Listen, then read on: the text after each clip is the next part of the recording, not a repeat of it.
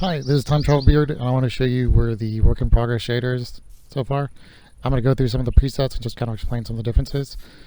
I'm going to make it available to download, and the link will be in the description. Mostly what I want to do is just make the shader that I want. So I'm taking a lot of the stuff that I put into the CTM Patrix shader, and I'm putting it in here along with extra features. On the two low options, you can see we've got about 170 FPS. This is with the Patrix 128 CTM resource pack, which is pretty heavy. So you will get better FPS if not using a heavy pack like that. It has the dynamic clouds and lighting, and that bloom can be turned completely down or off. I'm still playing around with it. If we go into effects and we take bloom, we could just turn it completely off if you want. And that's much more subdued. I know that's something that would possibly be a complaint. The medium option is a lot better than medium was in CTM Patrix, as far as it's got, I think, 2 bounces of light going on. But it does it as a slightly lower resolution, and it's using the quick clouds still, which is a quicker way to render this fog and everything, which isn't quite as good, but you'll see it still catches like dynamic lighting and everything, and I really like it. But it's doing a lot of things to keep the FPS high, and so you can see there's like some kinds of noise and stuff in the picture that I still need to clean out. That'll all happen in the future. At high here, we switch over to possibly 3 bounces of light, and the clouds are a much more dynamic volume that if I go fly up in them, you'll see. And you can see we've got really dynamic sunlight and sunset colors. Those are optional, and it's not just a toggle, but it's a slider. Sunrise right here, we just got a coloration slider. You can put it down to half. It'll still maintain a much whiter light. If you put it down to 0, it'll just be completely white lighting for all of daytime and nighttime. It'll just kind of fade a little bit. It won't get all colored. Let's see. If we go to Ultra, I think at this point we switch over to a full resolution path tracing with the 3 bounces of light. And when I'm saying bounces of light, it's not just like most path tracing shaders will do like 1 bounce per frame per pixel or 4 pixels or whatever, and then they kind of blur them together over frames with TAA. This is not using TAA. The TAA that is optional is off, and it's really bad right now. But for each pixel that's doing the light bounces, the light hits it, scatters in like 20 to 50 directions, and then every pixel it hits, it scatters in another 20 to 50 directions, or higher if you put it higher. I don't remember what the default is. I think it's around 25. And then it scatters again another 20 to 50 times, and that's per pixel per frame. So you're not getting ghosting when you turn the camera. Because it's doing it right away. There's this artifacting where you get like that kind of janky shifting. That's something I still need to work out, that I am going to work out. It's just, I want to get everything from the CTM Patrix shader in here before I start making things better than it. And I still need to port over the 3D textures. The cook and egg setting is pretty much what it was before. It does much more lightweight. So you can see it's got a lot less of that jank, but the cost of that is the frames per second, which can introduce us to some of the other options here. Shadow map is basic shadow stuff. Water, you've got options. Sky, there's all kinds of stuff in here. I generally wouldn't mess with that right now. First, I'll look at the quick performance here. This is some quick shortcuts for stuff. This gets into the performance menu for the PBR lighting, which is very complicated. This is how many bounces of light there are. Path tracing resolution. if we drop this down, runs the light simulation at a lower frame rate. And you can see just by doing that, we've doubled the FPS, but we're getting a little bit of shimmer. But it's got the consistency that we had on this higher one, and it's bouncing those like hundreds of rays of light like per pixel. And it's screen space for now, so you see we do get little bits of screen space type problems. And if you had the stomach for it and really wanted that lighting but couldn't handle it, you can try putting this even lower, and it's probably look bad. Yeah, because then we get a lot of shimmering and stuff. But there's other options in all of this too. And like I said, if we go to something like this, the Ultra, and I haven't fine-tuned these really well. This is running it at half, and it's that if we were to... Oh, it's not running it at half. If we were to run it at half, that 20 is probably going to be closer to 50, yeah.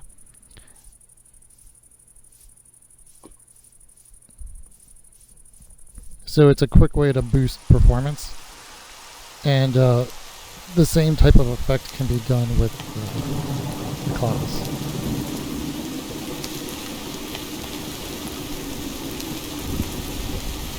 I'll eventually fix that they do that kind of movement coming in with the storms. I just wanted them to move faster during storms and didn't separate it out from the world timer yet. Okay, let's see. Skies. So the blue might be a bit much for some people. Like I said, that can be turned down or off. I'll just turn it down for now. And you see there's some issues you can get with outlines with some of the lower resolution stuff running that I haven't worked out yet. Like I said, this shader is very much a work in progress. Some of the performance things you can mess around with here, like the background resolution, that making those little outlines, is that if it runs the background at a lower resolution, it's kind of not blending it into the scene perfectly yet. But that's something that, you know, once again, I can fix later. Okay, so the sky. Right here we've got the 3D volume of fog and clouds. And if you were to go up here, you can fly through all these clouds and touch them and everything. And go all the way up to space if you want to. There's a lot of options to change how they render to make them run better or look better. It's taking a lot longer than I thought to get up there. But you could see like they cast little god rays and everything down between them and everything. The main sky settings, there's a difference. Right now it's the cloud style. A lot of people seem to like this one when I was testing it, so it's here. And again, you could choose how much the sunlight colors affect it. So if you didn't want to have those types of sunrise colors, you can just turn them off. And it's this. And aside from just the style, there's a lot of other options.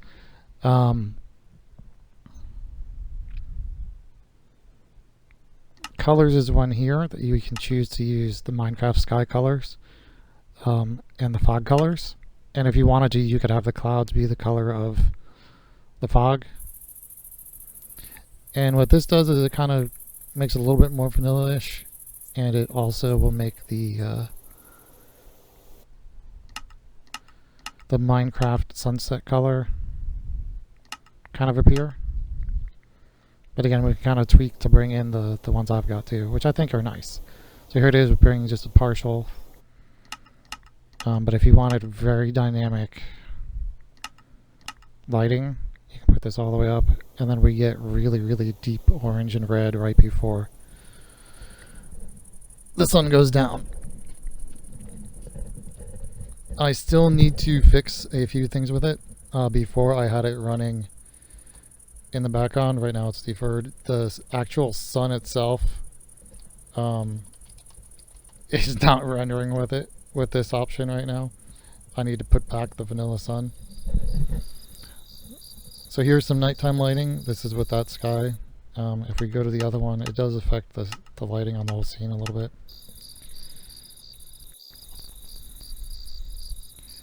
And you see there's some little stars up there. Right now they're just random, so if I shift the camera, they're going to be glitchy. I'll fix that later. There's also a few other options that affect the lighting at night. Of course, one of the big ones would be the light bounces themselves. They just accumulate more light around you. But also there's a moon brightness slider. Most of the lighting is in here that you can turn down. And then it'll in general, and that brightness of the moon affects the clouds and the ground. The reason the ground looks so bright right now is one of the other options in here is the flat ambient light. If we turn that down to 0, you're going to get just really dark darks that let you really get time effect. But even with like a bright moon, you're going to have like pitch black shadows. I need to work some of that out a little better to get some better balances in the middle. But everything's tweakable. Go back into something here, and we'll look at a sunrise.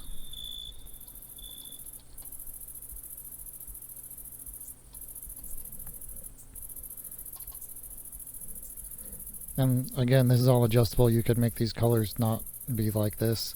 I'm going to change the amount of time that the sunrise coloration lasts to. But for now, it's just if you don't like it, you got this slider to play with to turn it down or off.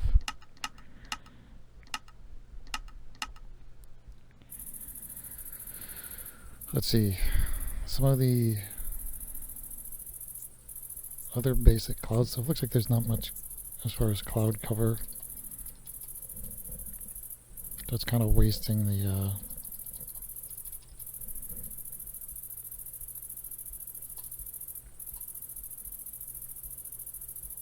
sunrise.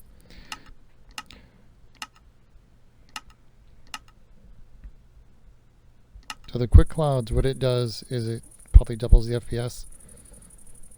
You see here, you can still see stars when the sky's kind of dark. It renders the clouds as slices.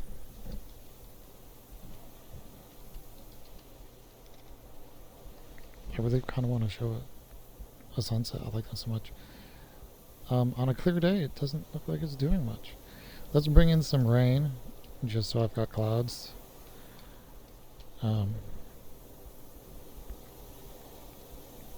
it's still got the 3D volumes you can move around, but it gets you better FPS by rendering everything as like slices. But you can see we could still go up in here, and we're going to be in the cloud. It still obscures stuff. But that 175 FPS comes at the cost of getting a simpler rendering method. If we turn it off, we get... I need to fix this bloom. We were going to get a much more dynamic 3D volume of clouds that really kind of stretches far, far, far into the distance. Some of which can be kind of hard to see just because of the fact that the air itself has like light scattering abilities.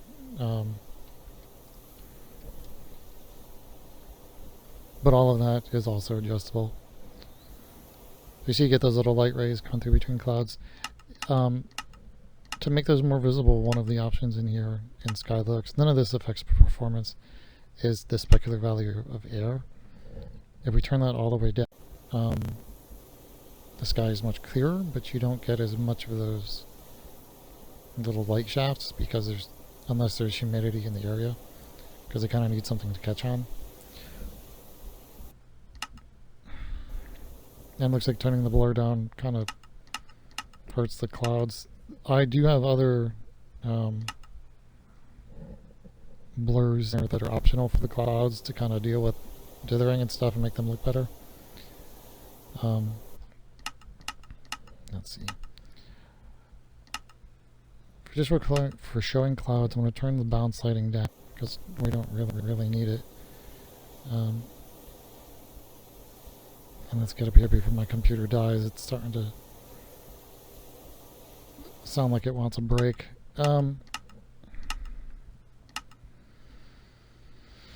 There's a lot of settings in here that if you want to do, for example, you can increase the quality of the clouds. This is like how much of the formulas it's running, and you could make them have more fractal detail. Adjust the range for shadows, where things actually cast shadows. So you can see these clouds have some more detail.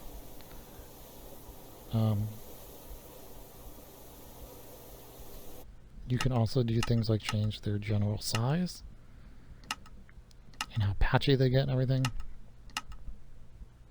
For example, if I make the entire range of clouds smaller, this is just kind of for fun. You can have clouds be really low down if you want. And this kind of makes it easy to kind of fly through them and show some of the variation. But also there's, as you get up, you see the atmosphere actually thins and you could start to see stars. And all of these things are adjustable. Oh boy, there's so many options. Like we could turn down the upper atmosphere layers if we wanted, and then have the atmosphere just stop right at the cloud height. And there's just this really thin little ozone layer, which I actually don't see. I'm surprised I don't see it. It's got like a purplish hue if you make it visible. I'm not sure why I don't see much of it. There, you can see it now. It's really thin. Also we can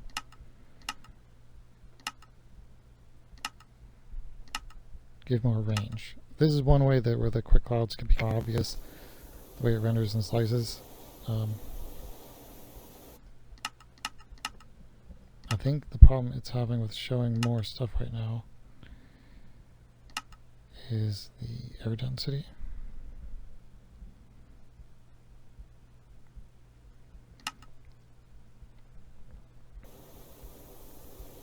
I may have just put a limit on it. I need to double check it. It should render further out.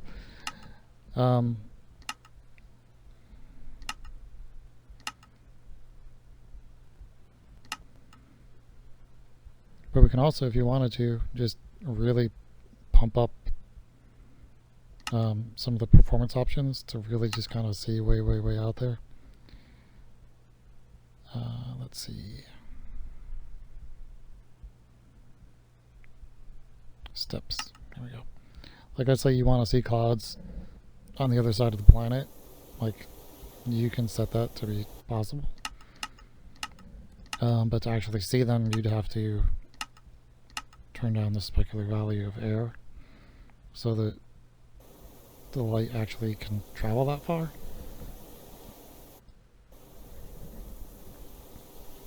And now you'll be able to see clouds that are like way out there. Way out there. And since I turned down the upper atmosphere, you can see that as you look straight up, you can actually see out into space there. And these clouds have a lot of height, as you can see. And all of that is adjustable too. You can choose how many fog layers there are, which are these here. You can choose how many poofy cloud layers there are, which is all this. And then you could choose how much there's for the cirrus clouds too. And as you can see, even doing this many calculations, like the FPS, like it shouldn't be that good. Like it really shouldn't. I really tried to make this run good.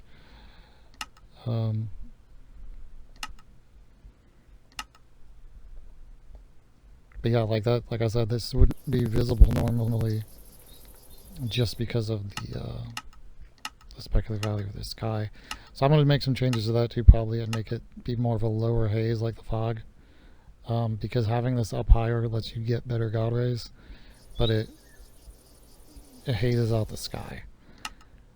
So I want that to be something that's more just in like it's going to be tied to the humidity of the biome you're in. I think that's kind of cool to see way out there. How many steps is that? 150. That FPS wasn't bad. I've got it lower just to make it less of a problem, but you can see that kind of really limits the far distance. Oh, what's that? That's 70 FPS.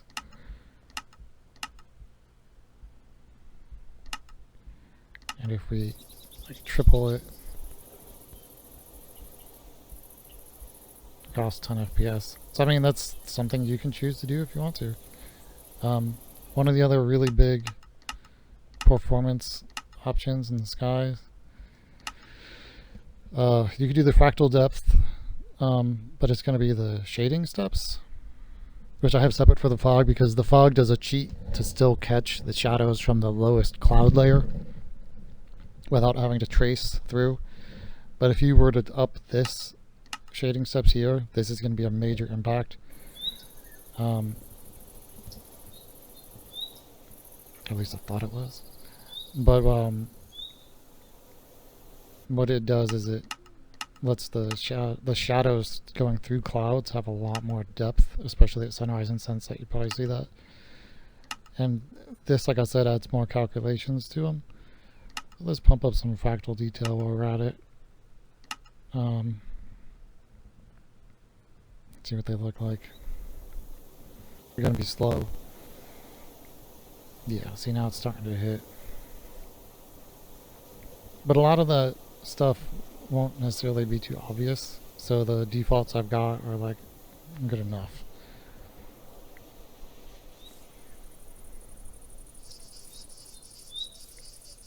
I mean, still this is running at like almost 60 FPS, that's not bad.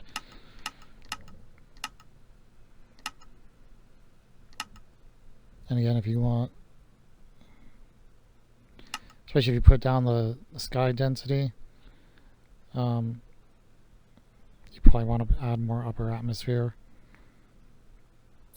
and then that'll hide the stars in daytime. It's all adjustable. All of that doesn't cost performance.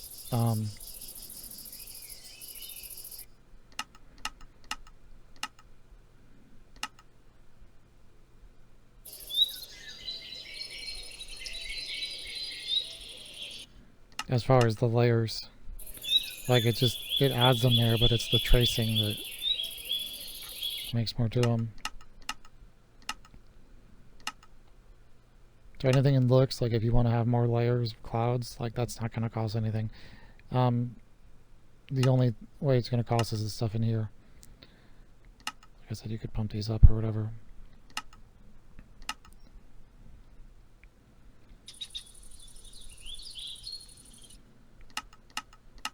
And again, that's all just like the one style. If we go to cloud style 1, it's this other one.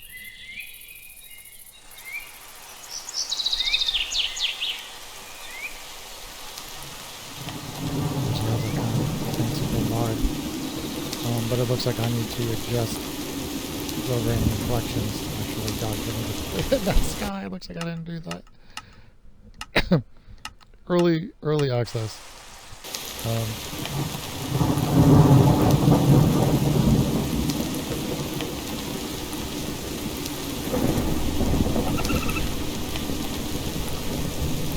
can see all those makes looking at these nice little reflections on them.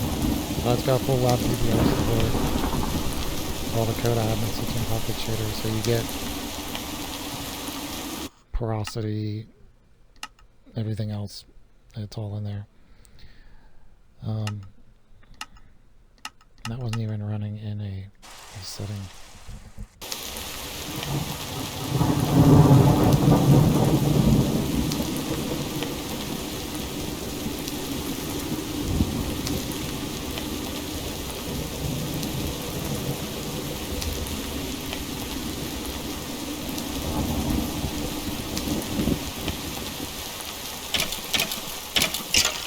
only other bug is the things that some items have like a translucency to them right now. And it happens with some enemies too. It's just something I need to work out. There's a lot of bugs. I'm messing around now.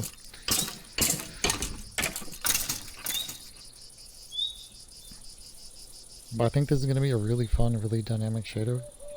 And you'll enjoy it.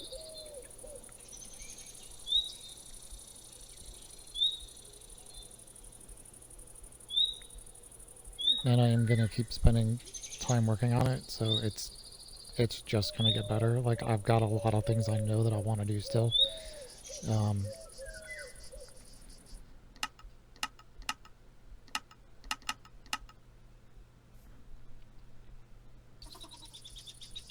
Yeah, and if we go to low here, I'm getting about 100 something FPS with this pack. Let me drop the pack and see what it does, just vanilla. Unlike the CTM Pomfix shader, since I haven't updated the bounce light really in this too much yet, it's probably going to look janky without a resource pack that has normal maps. Looks like it doesn't on low at all because it doesn't have any bounce light.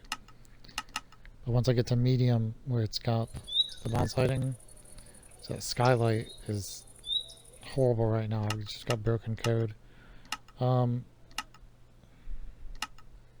inside the PBR light, skylight, you can just turn that off if you want. It kind of kills the ambient light. Yeah, it looks like that's not an option. I'll make an option to kind of have that work better.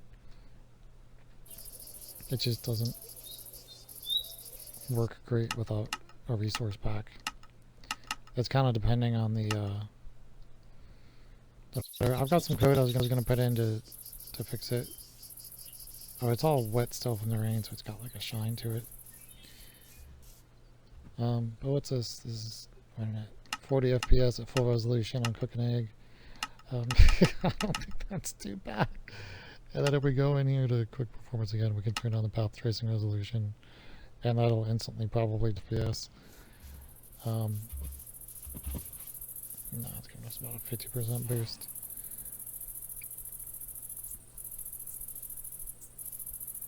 But that's where we're at right now. If you want to play with this, I'm gonna put it on the Patreon to start, just because this is not ready for just full gameplay. It's got all these different bugs and performance issues, and it's very dense. So I really want to just let people play with it that know what they're getting into, and want something that's early access.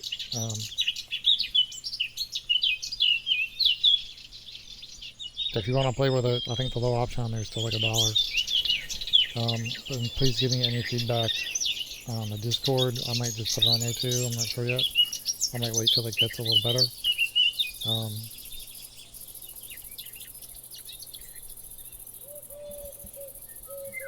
But I think it's got some really beautiful dynamics, and it's the only shader I know of that does screen space path tracing the way this one does, which lets you get multiple bounces of light that don't need TAA or ghosting. It does have some jankiness to it, but I'm hoping to work all that out. And hopefully if this actually gets like interest from people, it'll kind of motivate me to work on it more. I kind of have been, but